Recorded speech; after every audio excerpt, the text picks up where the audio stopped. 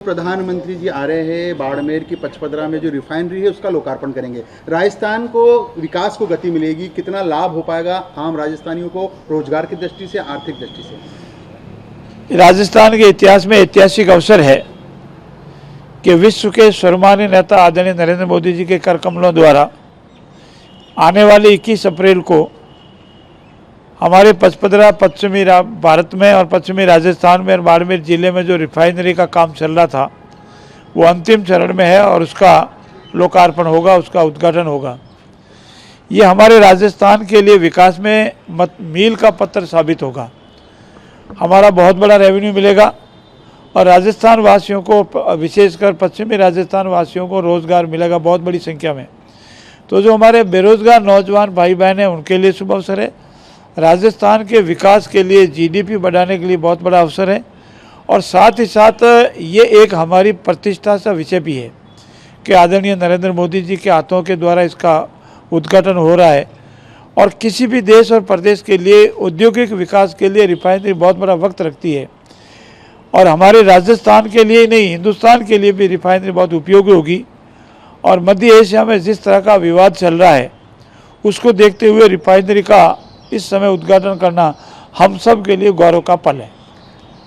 भाई साहब, रोजगार भी मिलेगा काफ़ी संख्या में, चूँकि राजस्थान की देन रहेगी, राजस्थान में रोजगार के अवसर तो बढ़ेंगे, लेकिन जो वैश्विक स्थिति चल रही है उस स्थिति के बीच राजस्थान की इस रिफाइनरी से जो तेल का उत्पादन भी हो पाएगा, ये हमारे लिए गौरव के पल है। जैसा मैंने अभी कहा कि मध्य एशिया में जो विवाद चल रहा है उससे निश्चित रूप से हर देश प्रभावित तो होता ही है।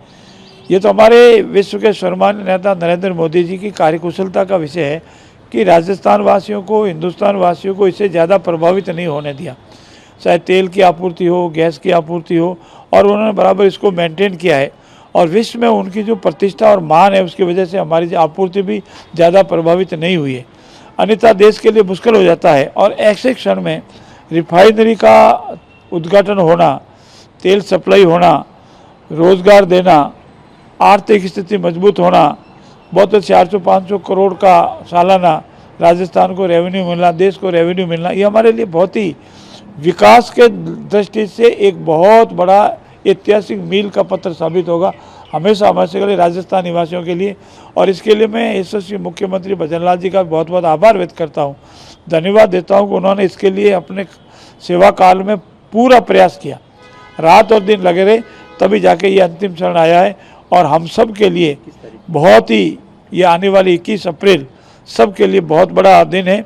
और मैं पूरे प्रदेशवासियों से आग्रह करता हूं कि आने वाली 21 अप्रैल को सभी पचपदरा पधारें, कार्यक्रम भव्य होगा।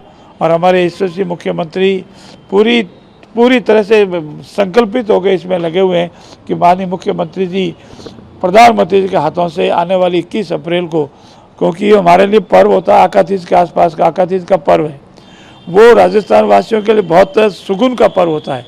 उस दिन अच्छे मुहूर्त होता है और ऐसे शुभ काल में रिफाइनरी का जो उद्घाटन हो रहा है हम सब के लिए गर्व का विषय है। उसके लिए प्रधानमंत्री जी का बहुत बहुत आभार। भाई साहब, 16-17 विशेष सत्र बुलाया है महिला आरक्षण का जो संशोधन बिल है उसके लिए, किस प्रकार से, क्योंकि जब महिलाओं को 33% आरक्षण मिलेगा राजनीति में, कितना अच्छा रहेगा नारी सशक्तिकरण? हमारे प्रधानमंत्री जी नारी बंधन अधिनियम जो लाया था उसमें संशोधन कर वो यथाशीघ्र जैसा संभव हो हमारी मातृशक्ति को उचित प्रतिनिधित्व देना चाहते हैं। इसके लिए मैं प्रधानमंत्री जी का आभार व्यक्त करता हूं और विशेष सत्र बुलाकर सर्वसम्मति से प्रयास करेंगे कि सर्वसम्मति से हमारा बिल पारित हो, चाहे विधानसभा हो या लोकसभा हो, हमारी मातृशक्ति को 33% आरक्षण मिले। ये हम सब के लिए अच्छा अवसर है और इसके लिए मैं प्रधानमंत्री जी का आभार व्यक्त करता हूँ।